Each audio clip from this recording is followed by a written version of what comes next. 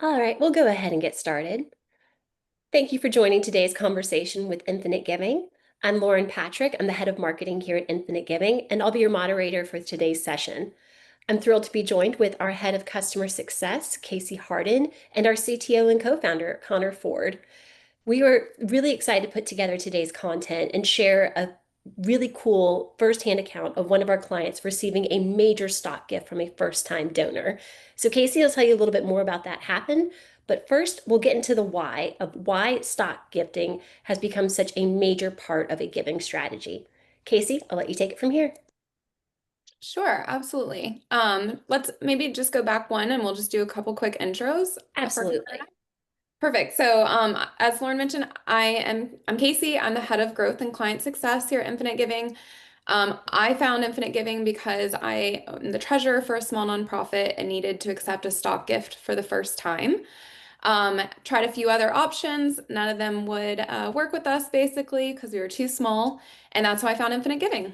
I liked it so much that I applied for a role here and been on the team ever since. And I love it. Connor, you want to go ahead? Yeah, I'm Connor, Chief Technology Officer here at Infinite Giving.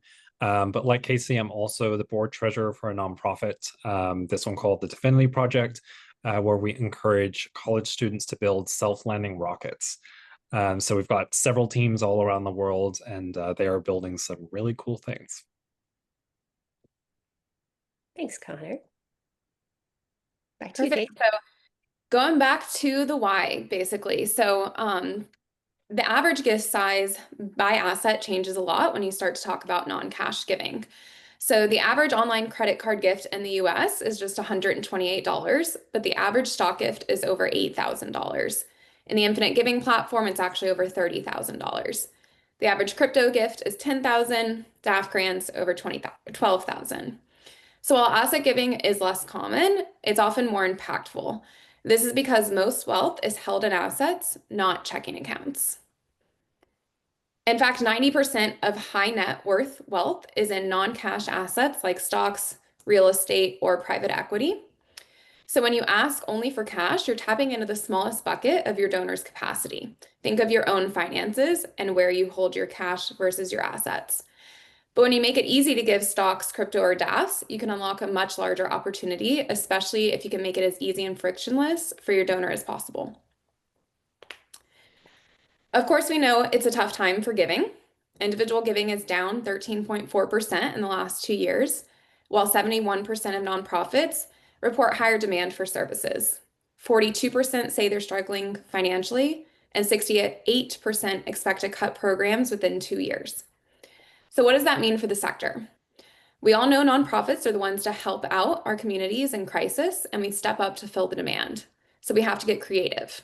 We had to find new pathways for giving, look for major gift opportunities, and of course, have the infrastructure in place to receive major gifts. The good news, it may be more attainable than you think. Here are some more stats. Over the last decade, non-cash charitable contributions increased by 135%. Donors are ready, we just need to make the ask. Nonprofits that receive stock gifts in addition to cash raise 55% more overall. And donors can avoid paying up to 37% in capital gains taxes when giving appreciated stock. That's a win-win. More for your mission and more savings for your donor. Today, we'll talk about how to understand and ask for these highly tax-efficient gifts, like stocks, crypto, and DAFs, and how to make them easy for donors to give. Before we get to the questions, I want to share a recent customer win of how one Infinite Giving client received a six-figure stock gift without ever even talking to the donor. So recently, the Washington National Parks Fund received a surprise stock gift of over $100,000 from a first-time donor.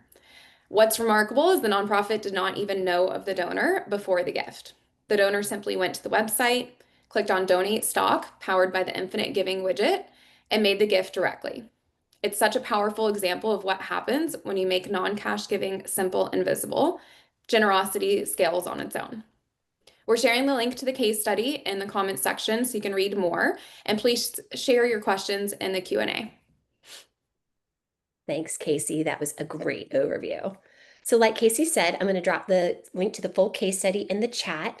You should be able to see the Q&A module in the bottom of your screen on Zoom, so please keep the questions coming as we move throughout the content. But I'm going to go ahead and start off with question number one. And I'm going to point this to you, Casey. Why is it so important for nonprofits to have a brokerage account in place before asking for stock? Full disclosure, I've served on several nonprofit boards before coming to Infinite Giving, and none of them had a brokerage account. Yep, it is unfortunately more rare than we feel it should be. And it's a great question. If you've heard me talk about this before, I probably sound like a broken record now, but I always say it is the classic chicken and the egg problem. Should you wait for a donor to ask you about stock gifts, or should you put the process in place first? As we've seen from the information today, non-cash gifts are typically much larger than cash gifts, so 60 to 100 times larger on average. Donors need to feel confident that these gifts are being handled properly. So not only including receipts of the asset types, but also timely and proper liquidation, having the correct documentation readily available for accounting purposes, all of that. So not having a process in place could lead to lack of confidence in your donor. As a short anecdote, one of our earliest supporters for Infinite Giving is actually a high worth donor who was going to gift $250,000 in stock to a nonprofit who was DIYing it. So, they had something on the website that said, email us for instructions of XYZ, that sort of thing. Unfortunately, throughout the process, the donor lost confidence that this nonprofit was going to be able to steward the gift properly. And so instead of donating the funds, he actually ended up investing them in Infinite Giving because he felt like this is what was really needed for high worth donors to feel confident that their gifts were being stewarded properly, as well as being then reinvested afterward to get a passive return, which we are able to help with as well. Fabulous. And for those of us who are new to this world, what are the actual steps a nonprofit needs to take in order to set up their brokerage account and maintain it moving forward? Yeah, great question too. So the first requirement is finding a brokerage firm who will in fact open an account for you, which as a nonprofit is largely dependent on your size, unfortunately. For small to mid-sized nonprofits, this can be really tough with the traditional firms as they often require really high minimum investments, high fees, or both. They also are not likely to manage the account for you and do the liquidation, receipts, all of that.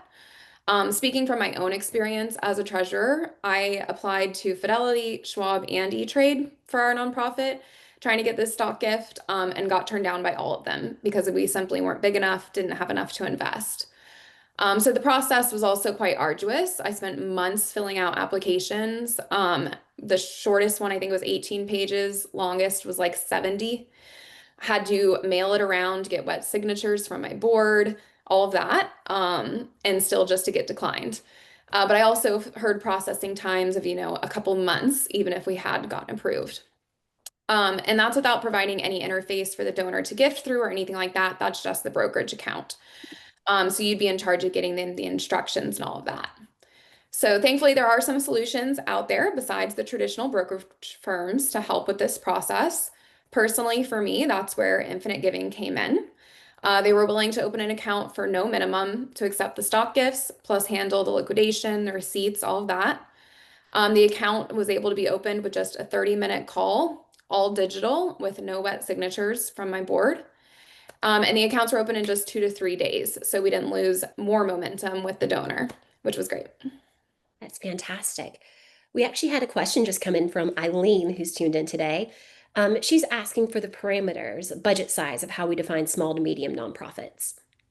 Yeah, good question. So we would say that the small to mid-sized space that we serve would be nonprofits all the way from starting out with literally, we work with some nonprofits that have zero funds starting out. They're really just getting their journey going. They just got registered, all the way up to about 20 to 25 million in annual revenue. So we would really say around that space. Great answer. So let's pivot a little bit and talk about why stock gifts are better than cash. We saw the numbers, the average size of what we're receiving here through the Infinite Giving platform, but could you talk a little bit more about why they're better for both the donor and the nonprofit? I'm going to pitch this one to Connor. Yeah, I can take this. So yeah, there's primarily two different reasons. The main one is that Casey kind of touched on it before. Donors avoid capital gain taxes. So, depending on the jurisdiction that your donor lives in, they might have to pay anywhere up to 37% on any stocks that they bought and sold. So, for example, if your donor bought, Apple shares for $50,000 and then sold them for 100,000, they're going to have to pay taxes on that $50,000 difference that they earned. However, what they can do is instead of selling the stocks, taking the cash, and giving it to you, they can donate the stocks directly to you. Since you're a nonprofit, if you sell it, you sell the stocks for 100,000, you don't have to pay taxes on that. And the donor, in most cases, gets a full tax write-off for the $100,000, and you get $100,000 there as well. So really, the only person who's going to miss out there is Uncle Sam. um, Secondly, it's not affecting their monthly cash flow. So most high net worth donors hold most of their wealth in stocks. And they're more willing to give from an abundance of their wealth, where they keep most of it, instead of from their monthly cash flow. Because typically, people have their monthly cash flow already designated to different buckets, right? They've got to pay their mortgage, food, whatever expenses they may have. And these two reasons, that's why stock gifts are much larger on average than cash gifts, because they're able to give more because they have more to give, but they're also giving out from an abundance of their wealth. Well said, sir. And I love that term abundance. This is one of the things that we talk about a lot here at Infinite Giving is moving out of that mindset of scarcity, never having enough, to strategically thinking about how to ask for these major gifts from what we've started affectionately calling our giving partners instead of our donors. So we're talking about shifting from scarcity to strategy to abundance with this new financial model. Mhm. All right. So speaking of which, talking about educating our giving partners and making the ask, I do want to mention that we have another webinar coming up on November 3rd with Dr. Russell James of Texas Tech University, where we'll be digging into the Socratic method for how you actually start conversations with your giving partners around their wealth. Because there's one thing we know about wealthy people, they love talking about their money and how they can make an impact today versus waiting to do a planned gift in their will. So we'll be sending the link to register for that webinar coming very shortly. But let's get back to the questions. This is actually a really good one that Karen pitched for today's session. Donors can't give what they don't know they can give. How should nonprofits be educating their supporters about stock and other non-cash gifts? Casey, I'm going to point that to you. Sure, absolutely. So I would say the first thing, most important, is to talk about it constantly. The clients we see do the best with non-cash giving are the ones that don't shy away from talking about it. It's easy to shy away from for a lot of us, myself included, before working here, just because it's a little bit more of an intimidating way to give. It's, not as straightforward as, of course, just your credit card payments that we're all used to. But the good news is that you don't need to know all of the details and all of the ins and outs. Really, no one's expecting you to. It's why partnering with a fiduciary is so beneficial because it's like you've got the experts behind you stewarding those gifts. But there are some important things you can do. So, first would be displaying the options prominently on your website. Like we mentioned with Washington National Park Fund, that's all it took to get almost a couple 100,000 in a stock gift, which was amazing. So don't wait for the donor to ask. They usually won't. They know we are all, volunteers, are overworked. We're all doing too many jobs in the nonprofit space. So they're not going to burden you with this, more difficult way of giving. Make it easy for them. Additionally, talking about it in like your monthly newsletters, spotlighting these new ways of giving, talking about the tax benefits, sharing helpful articles and videos, things like that, can be really beneficial to helping educate your donors. If you do decide to work with Infinite Giving, we will help you with all of that when we onboard you and provide you some of those materials. Well said. Yeah, absolutely.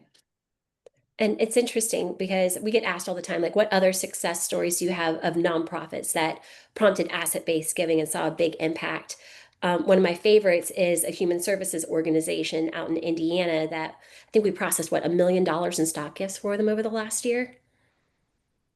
And what, Yeah. 20 of those came during giving season alone. Yeah. Mm. Yeah, it's been incredible.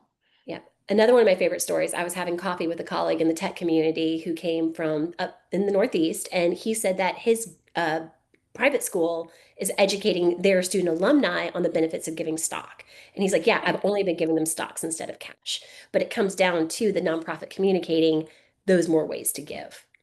Yeah, absolutely. I think the education piece is one of the areas that's taken, like, is a big impact area that we've been able to help with, but all of the others that do it too. There's just a lot of education needed for both nonprofits and donors. So that's why we just all kind of need to be talking about it more, make it more easy. We try to put out a lot of materials on it, similar to this webinar, to help demystify it. So yeah, the more we can do in that space, the better for everyone, 'cause it just means bigger gifts, people saving money, donors saving money, all of that. So let's talk a bit about stewarding those major gifts. So once a nonprofit receives a stock gift, should they sell it immediately or invest it? And how should they decide? Connor, I'm going to pitch that one to you. Sure. So I'll split that kind of into two questions. So the the answer on once you receive the stock gift, should you sell it immediately? The answer here is almost always sell straight away. So your donor has taken the risk of buying the stock and it's paid off for them. But your job as a nonprofit is not to assess whether Tesla stock or Apple stock, if they're going to hit their quarterly numbers.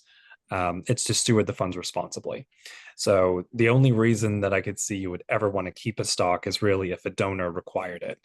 And even in a situation like that, I would probably try and steer the donor to letting you sell. We do get this question all the time, and people say, well, what if the stock goes up 20% in the next month? I could miss out on that. And I always just say back, well, okay, how would you feel if it dropped 20% or even 10% or 5%? I remember, this might have been from a few years ago, but we had a client who, before coming to Infinite Giving, they self-managed, they DIY'd their stock donations. And they had a stock they received, and I can't remember if they decided to keep it or if they accidentally left it in the account. They didn't realize that they'd received the stock donation, and they realized that, they signed in a couple years later and it had dropped $50,000 worth of value over that time, because they'd kept it instead of selling it. And it kind of comes down to, your board and your donors are probably going to be more upset if you lose $50,000 than if you took a risk and you gained a little bit in the meantime. So that the answer there is almost always sell. Question I just saw from the chat as well. I see someone asked, does this work in Europe? Infinite Giving, we only serve US-based tax-exempt organizations, but we can help you accept stocks from international donors if they're in the DTC network, which we can also help you figure out as well. The tax benefits do work a little bit differently. I know we've helped some people accept international donations before, but it's a little different. So I'm actually in the UK at the moment right now, and I know that the UK tax laws on accepting stock donations, I don't think you get a one-for-one tax write-off, but there is something called gift aid. It's a little different, but it's kind of up to the donor to decide if it's beneficial for them tax-wise. But in the US, it's almost always the same, where you'll get a full write-off. Thanks for Connor, mentioning that, Connor. I feel like that need to liquidate quickly, especially for crypto, is even a bigger need, right? Just because it fluctuates so much. It's like your donor's gifting, thinking it's going to be, 50,000, and then suddenly within literal minutes, it can be significantly different. So yeah, I know that that's a high priority item. Definitely. I mean, there's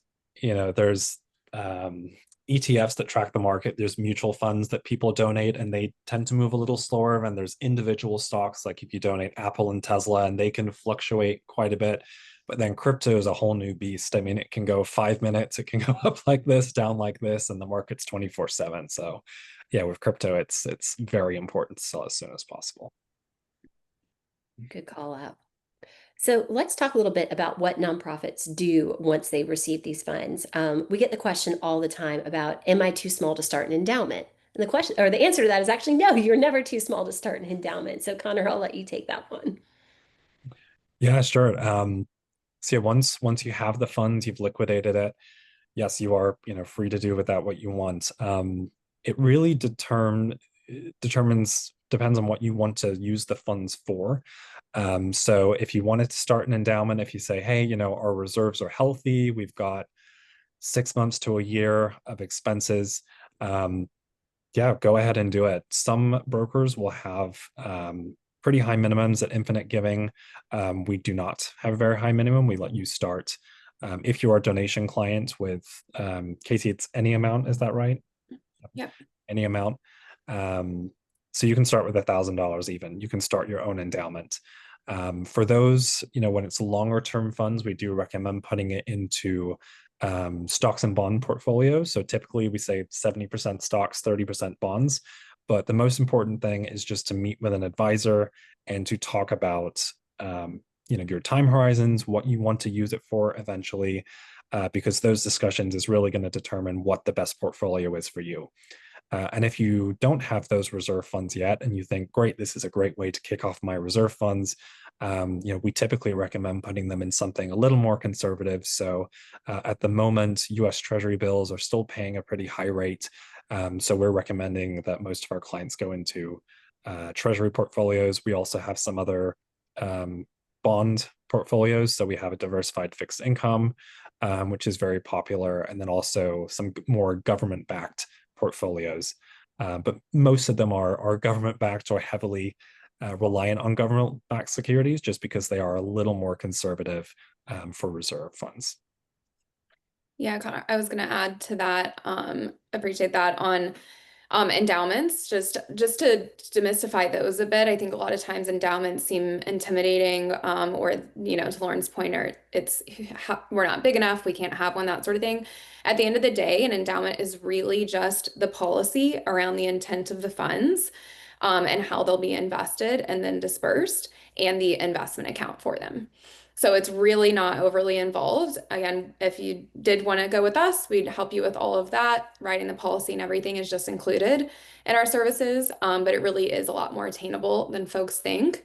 And to Connor's point too, outside of those kind of longer term funds, those other account portfolio options he was mentioning, for your shorter term cash reserves and things like that, we are very focused on making sure to try to build portfolios with a lot of liquidity and risk aversion in mind, because we know they're donor dollars and we know that it's, a high intent of all the boards we work with to help preserve those dollars and conservatively grow them without putting them at too much risk. Yeah. Well said, Casey. And I do actually, I see a question from the chat asking that if they do set up an account with us and receive a stock gift and then sell it, do you have to keep the proceeds on our platform, or can you send them out to your checking account? Yeah, it is completely up to you. So you can either take them out immediately, send them to your checking account, or if you want, like I said, we do have several options. So we have high yield savings, we have CDs that can be left on our platform and they can grow with us.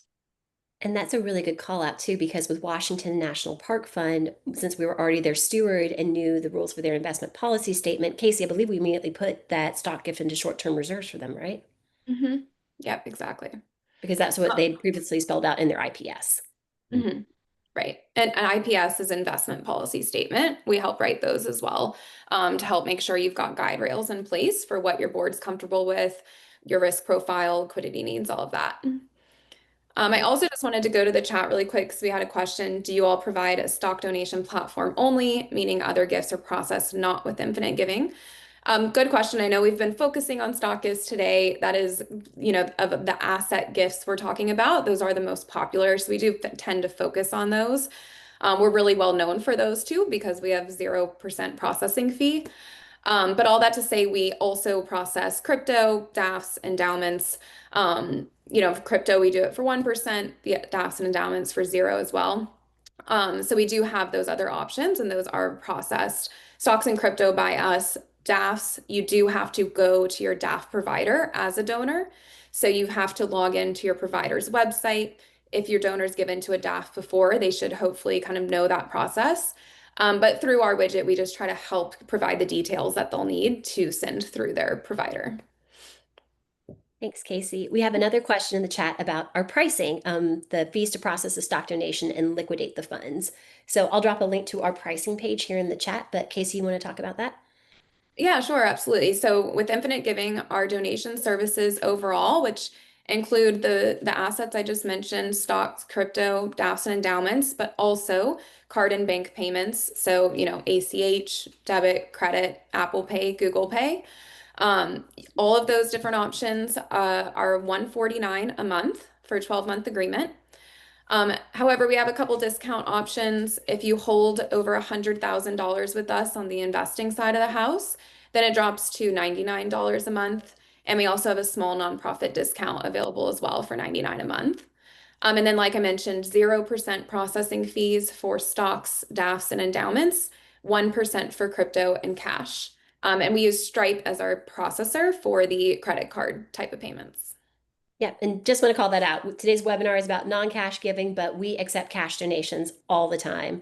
Connor and I were together earlier this month, and he shared with me that we've actually helped our nonprofit clients raise over $30 million between cash and non-cash gifts. Yeah. And then just a call out as well. This is more getting in the weeds, but people tend to ask about it when they see it for the first time. While we do charge, no, we don't charge transaction fees on stocks. You still have to pay a very small SEC tax, but it's typically less than a penny. But we still always get questions about it. So Yeah, we also have a question in the chat of, do we actually help our nonprofits to collect these stock donations? We are here to coach and advise, but we are not actively helping you fundraise. We can provide you with the marketing materials to send to your donor audience, help you get the widget embedded on your website, and talk with you strategically about how to ask your giving partners for these gifts. So we are here to come alongside you. We just got another question about, is your nonprofit rate available for 501c6s and as well as 501c3s? And we are. I actually worked for a 501c6 before coming to Infinite Giving. All right. We have time for just a couple more questions, so please keep them coming.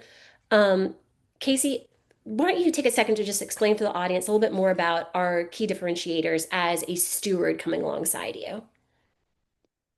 Sure, yeah, absolutely.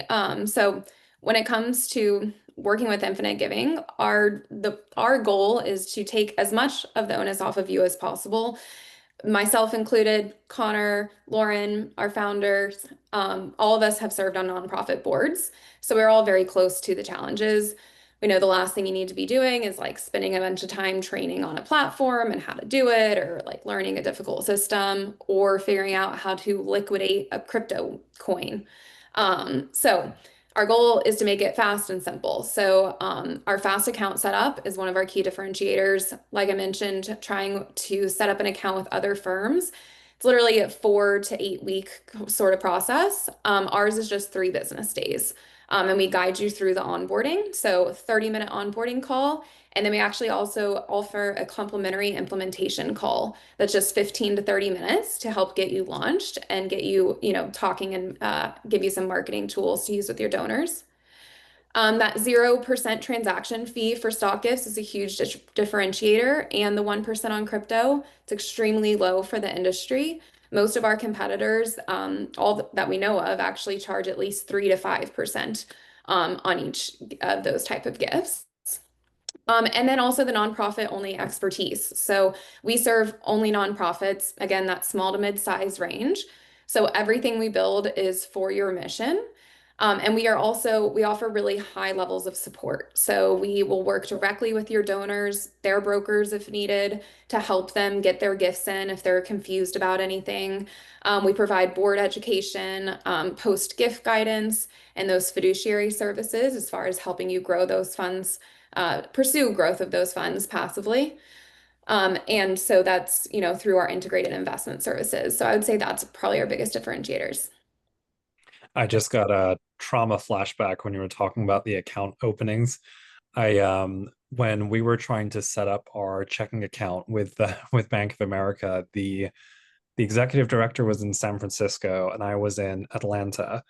And they said, well, you have to be in the bank physically together to get added to the same account. Well, that's not going to happen. So they had to end up getting us with 2 things, and they faxed a bunch of things back and forth and had to sign them. And it's one of the reasons we created Infinite Giving, is just to make it easy. We know that boards are not always in the same place, right? We have some people where they're on different sides of the world. We just want to make it easy for you guys to manage and open your accounts. yeah, that just scared me thinking back to how troublesome that was to do that. Sorry to trigger your trauma, Connor. But I have we've the all same. been through it, right? Like we've worked for nonprofits, we've served nonprofits. We all know this stuff isn't easy. And that's what Infinite Giving is here to do, is to make this easier for you because you're doing such great work in the world. Let us help you here. So if you'd like to get started and schedule some time to connect with Casey, I'm dropping the link in the chat to book a meeting with her. And just a final message for y'all as we enter into giving season, don't leave major gifts on the table. If you need help with strategically asking your donor base for these non-cash gift options, please contact us. We are here to help coach you. We want to see you succeed and to move beyond that scarcity mindset into abundance. Feel free to reach out to us at any time at support@infinitegiving.com. You will be receiving a copy of today's presentation and the webinar recording later today. Thank you so much for being with us today, and thanks again for all the great work that you're doing in the world. Thank you.